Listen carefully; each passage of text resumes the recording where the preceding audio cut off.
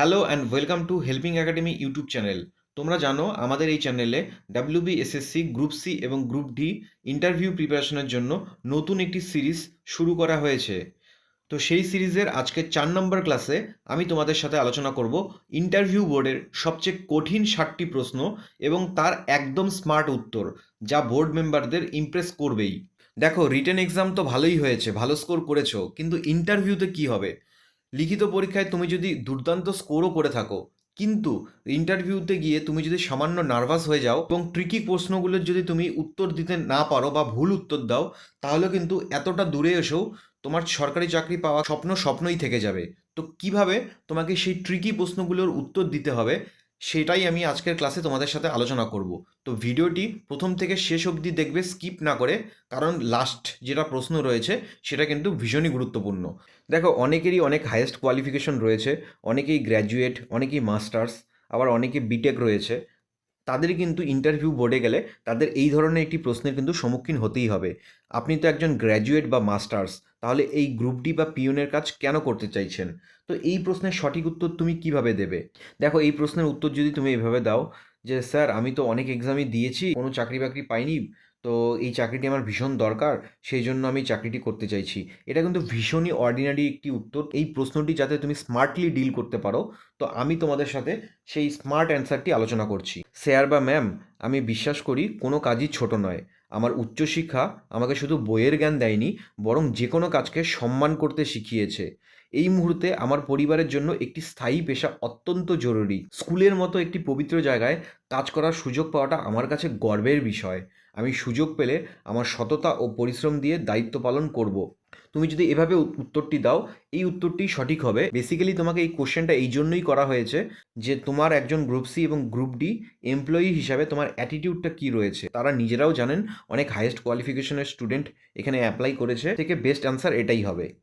তো চলো দেখে নিই নেক্সট কী প্রশ্ন তোমাকে আর করতে পারে। দেখো, এই প্রশ্নগুলি কিন্তু প্রত্যেকটি ট্রিকি প্রশ্ন। এই প্রশ্নগুলিতে কিন্তু অনেকেই ইন্টারভিউ দিতে গিয়ে অনেকেই ঘাবড়ে যাবে, কিন্তু তোমাকে কিন্তু ঘাবড়ালে চলবে না, কারণ তুমি হেল্পিং একাডেমির ইন্টারভিউ প্রিপারেশনের ক্লাস দেখে গেছো। তো দ্বিতীয় প্রশ্ন, যেটা তোমার মেনলি তোমার লয়ালিটি টেস্ট বা বিশ্বস্ততা টেস্ট করার জন্য করা হতে পারে, যে আপনি যদি ভবিষ্যতে এর চেয়ে ভালো কোনো চাকরি পান, তখন কি এই কাজটা ছেড়ে দেবেন? বহু লোক এই প্রশ্নের সঠিক উত্তর দিতে পারবে না, তারা ভীষণই ঘাবড়ে যাবে। দেখো, অর্ডিনারি স্টুডেন্টরা এই প্রশ্নের কীভাবে উত্তর দিবে? তারা বলবে, না স্যার, আমি কোনো দিন ছাড়বো না। তো বোর্ড মেম্বাররা ইজিলি বুঝে যাবে যে তুমি মিথ্যে কথা বলছো, তুমি ভালো চাকরি পেলে তো অবশ্যই ছেড়ে দেবে। তো তোমাকে কিন্তু এই প্রশ্নে স্মার্টলি ডিল করতে হবে। তুমি এভাবে বলতে পারো, স্যার, জীবনে উন্নতির চেষ্টা করা স্বাভাবিক, তবে এই মুহূর্তে গ্রুপ সি বা ডি এর পদটি পাওয়া আমার কাছে সবচেয়ে বড় অগ্রাধিকার। আমি সিলেক্ট হলে মন দিয়ে কাজ করব। ভবিষ্যতে যদি ডিপার্টমেন্টাল পরীক্ষা দিয়ে বা নিজের যোগ্যতা প্রমাণ করে বড় পদে যাওয়ার সুযোগ পাই, তবে আমি সেটার কথা ভাববো। বর্তমানে আমার ফোকাস শুধুমাত্র এই কাজটির দিকেই। এটাই কিন্তু তোমার জন্য এই প্রশ্নের সবথেকে বেস্ট উত্তর এটাই হবে। তো তোমাকে যদি জিজ্ঞেস করে হেল্পিং একাডেমির স্টুডেন্ট হয়ে, তোমাকে কিন্তু এই উত্তরটিই দিতে হবে। দেখো, পরবর্তী প্রশ্ন, ধরুন স্কুলের প্রধান শিক্ষক বা হেডমাস্টার বা কোনো সিনিয়র টিচার এমন একটি ভুলের জন্য আপনাকে বকাঝকা করলেন, যা আপনি কোনোদিনও করেননি সেই ভুলটি, তাহলে আপনি কি করবেন? আগে থেকে যদি তুমি প্রিপেয়ার না থাকো, এই প্রশ্নের উত্তর কিন্তু সেই সময় ভেবে চিন্তে দেওয়াটা চাপের ব্যাপার। তবে বলবে, স্যার, প্রথমে আমি শান্তভাবে পুরো বিষয়টি শুনবো। সেই মুহূর্তে আমি কোনো তর্ক করব না। পরিস্থিতি যখন শান্ত হবে, অত্যন্ত বিনীতভাবে এবং প্রমাণের সাথে স্যারকে বুঝিয়ে বলার চেষ্টা করব যে এই ভুলটি আমি করিনি। আমার বিশ্বাস তিনি বিষয়টা নিশ্চয়ই বুঝবেন। তুমি যদি এভাবে উত্তরটি দাও, তারা বুঝতে পারবে যে তোমার মধ্যে পেশেন্স জিনিসটা রয়েছে, এবং এই চাকরিটি বা তুমি যে জবটি করতে যাচ্ছ গ্রুপ সি এবং গ্রুপ ডির মতো পোস্টের জন্য পেশেন্স লেভেল কিন্তু তোমার থাকা দরকার। তো তারা কিন্তু ইন্টারভিউ প্যানেল কিন্তু তোমার মধ্যে সেই পেশেন্সটা রয়েছে কিনা সেইটা কিন্তু চেক করবেই করবে। আচ্ছা, তারা কিন্তু তোমার এখতিয়ারের কতটা জ্ঞান রয়েছে, তোমার বাউন্ডারি কতটা রয়েছে, কি কি তুমি করতে পারো বা কি কি তুমি করতে পারো না, সেই কমন সেন্সটা তোমার মধ্যে রয়েছে কিনা তারা কিন্তু চেক করতে পারে। যে তোমাকে কিন্তু এই ধরনের প্রশ্ন করতে পারে, ধরুন স্কুলের কোনো ছাত্র বা ছাত্রী আপনার সাথে খারাপ ব্যবহার করলো, আপনি একজন স্টাফ হিসাবে কি করবেন? এইগুলো কিন্তু সিচুয়েশনাল প্রশ্ন। প্রথমত, এই প্রশ্নের উত্তর কখনো তুমি এভাবে দেবে না যে তারা যদি ভুল করে কোনো ছাত্র বা ছাত্রী, আমি তাদেরকে শাস্তি দেব। এইটা কিন্তু ভীষণই ভুল একটি উত্তর। একজন গ্রুপ সি বা গ্রুপ ডি স্টাফ হিসাবে তোমাকে কিন্তু কোনো স্কুলের ছাত্রছাত্রীদের শাস্তি দেওয়ার অধিকার কিন্তু তোমার নেই। তাহলে এই প্রশ্নের সঠিক উত্তর তুমি কিভাবে দেবে, চলো দেখে নেই। স্যার, ছাত্রছাত্রীরা অনেক সময় না বুঝে ভুল করে ফেলে। আমি কখনোই তাকে শাস্তি দেব না বা বকাঝকা করব না। আমি শান্তভাবে সেই ছাত্রকে বোঝানোর চেষ্টা করব। পরিস্থিতি যদি নিয়ন্ত্রণের বাইরে চলে যায়, তবে সেক্ষেত্রে আমি বিষয়টি প্রধান শিক্ষক বা ক্লাস টিচারকে জানাবো। তুমি এভাবে কিন্তু এই প্রশ্নটির উত্তর দিতে পারো এবং এটিই কিন্তু এই প্রশ্নের সবথেকে বেস্ট অ্যান্সার। দেখো, এক্ষেত্রে তোমার কাজের প্রতি কতটা ডেডিকেশন রয়েছে সেই জন্য তোমাকে প্রশ্ন করা হতে পারে। এই প্রশ্নগুলি কিন্তু নলেজ বেসড কোশ্চেন নয়। দেখো, অ্যাজ এ গ্রুপ সি এবং গ্রুপ ডি ক্যান্ডিডেট, তুমি রিটেন এক্সামে পাশ করে তবেই তুমি ইন্টারভিউ দিতে গেছো। এক্ষেত্রে তোমার মধ্যে কিন্তু নলেজ রয়েছে অলরেডি, তো তারা কিন্তু সেটা জানেন। ইন্টারভিউ কিন্তু নলেজের টেস্ট নয়, ইন্টারভিউ হচ্ছে তোমার পার্সোনালিটি টেস্ট। তো তোমাকে এইরকম একটি প্রশ্ন করা হতেই পারে, স্কুলের ছুটির পর বা ছুটির দিনে যদি আপনাকে কোনো জরুরি কাজের জন্য স্কুলে অতিরিক্ত সময় থাকতে বলা হয়, তখন কি আপনি রাজি হবেন? তুমি এই প্রশ্নের কি উত্তর দেবে? তুমি যদি আগে থেকে প্রিপেয়ার না হও, তাহলে তুমি এই প্রশ্নের হয়তো উত্তর এটাও দিতে পারো, স্যার এক্ষেত্রে আমার রাজি হওয়া তো উচিত নয়, কারণ স্কুল তো ছুটি হয়ে গেছে। তো এইভাবে উত্তর যদি দাও, এটা কিন্তু ভুল উত্তর হবে। বা তুমি যদি কোনো বিরক্তি প্রকাশ করো এই প্রশ্নের উত্তরে, তো সেটাও কিন্তু নেগেটিভ ইম্প্যাক্ট পড়বে। তো তোমাকে হাসি মুখে বা কনফিডেন্টলি এভাবেই উত্তর দিতে হবে। অবশ্যই স্যার, আমি জানি মাধ্যমিক পরীক্ষা বা অ্যাডমিশনের সময় জরুরি পরিস্থিতি তৈরি হতে পারে। স্কুলের সাথে বা ছাত্রছাত্রীদের প্রয়োজনে আমাকে অতিরিক্ত সময় কাজ করতে হলে আমি সেটা নিজের দায়িত্বে মনে করেই হাসি মুখে পালন করব। এইভাবে যদি তুমি উত্তর দাও, ইন্টারভিউ প্যানেল বুঝতে পারবে তুমি শুধু কাজটির প্রতি দায়িত্ববানই নও, তুমি এই কাজটির ব্যাপারে পুঙ্খানুপুঙ্খানুভাবে অবগত। একজন গ্রুপ সি এবং গ্রুপ ডি স্টাফ হিসাবে তুমি জানো একটি স্কুলে কী ধরনের পরিস্থিতি হতে পারে। মাধ্যমিক পরীক্ষা বা জরুরি কোনো পরিস্থিতিতে স্কুলে চাপ হতেই পারে। এভাবে যদি তুমি উত্তর দাও, তাহলে কিন্তু সঠিক নাম্বারটি তুমি ইন্টারভিউতে পেয়ে যাবে। অনেক সময় তোমার প্রেজেন্স অফ মাইন্ড, উপস্থিত বুদ্ধি কিন্তু চেক করা হয়। তোমাকে ধরো এরকম প্রশ্ন করা হলো, ধরুন স্কুলে কোনো শিক্ষক আসেননি। প্রধান শিক্ষক যদি আপনাকে ওই ফাঁকা ক্লাসে গিয়ে বাচ্চাদের পড়াতে বা ক্লাস কন্ট্রোল করতে বলেন, আপনি কি করবেন? ভীষণই ট্রিকি একটি প্রশ্ন, সিচুয়েশন বেসড প্রশ্ন। তোমার যদি প্রেজেন্স অফ মাইন্ড ভালো থাকে এবং তুমি যদি তীক্ষ্ণ বুদ্ধিমান হও, তাহলে সেই সিচুয়েশনে হয়তো তুমি বানিয়ে বলে যাবে। কিন্তু আমি একজন অর্ডিনারি স্টুডেন্টের কথা ভেবে বলছি, যে প্রশ্নগুলি ইন্টারভিউতে হতে পারে তার সম্ভাব্য উত্তর যদি আগে থেকেই তোমার রেডি থাকে, তাহলে কিন্তু তুমি একদম সঠিক উত্তরটি তুমি ইন্টারভিউ বোর্ডে গিয়ে তুমি দিয়ে আসতে পারো। তো এক্ষেত্রে তুমি কি বলবে?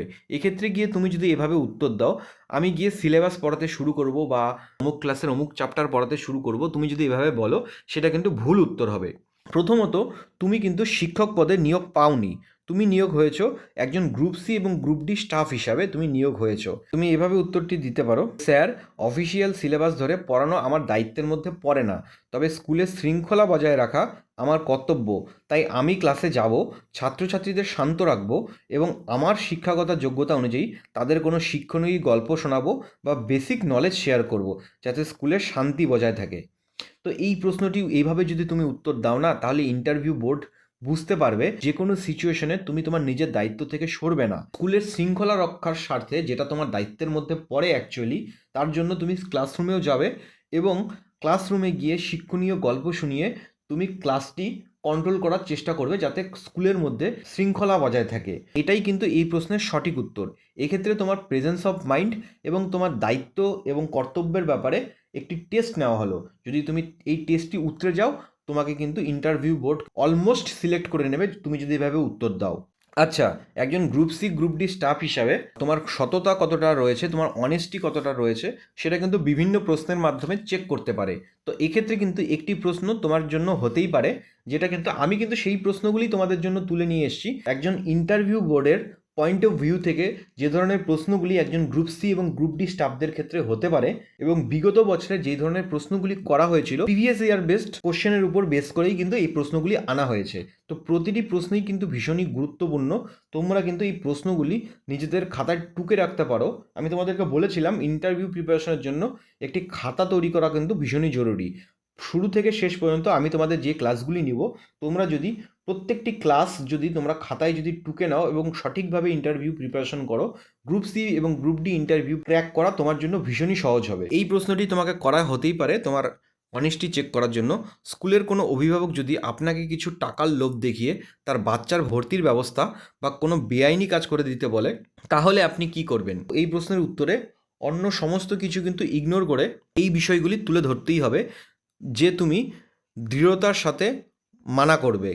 ২ নম্বর, বেআইনি কাজের বিষয়ে সতর্ক করবে এবং ৩ নাম্বার, জোর করলে প্রধান শিক্ষককে জানাবে। তো পুরো বিষয়টি তুমি সাজিয়ে কিভাবে উত্তর দেবে ইন্টারভিউ প্যানেলে আমি তোমাকে বলে দিচ্ছি।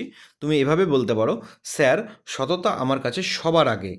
আমি অত্যন্ত বিনীতভাবে কিন্তু দৃঢ়তার সাথে সেই অভিভাবককে না বলে দেব এবং বোঝাবো যে এই ধরনের বেআইনি কাজ আমার পক্ষে সম্ভব নয়।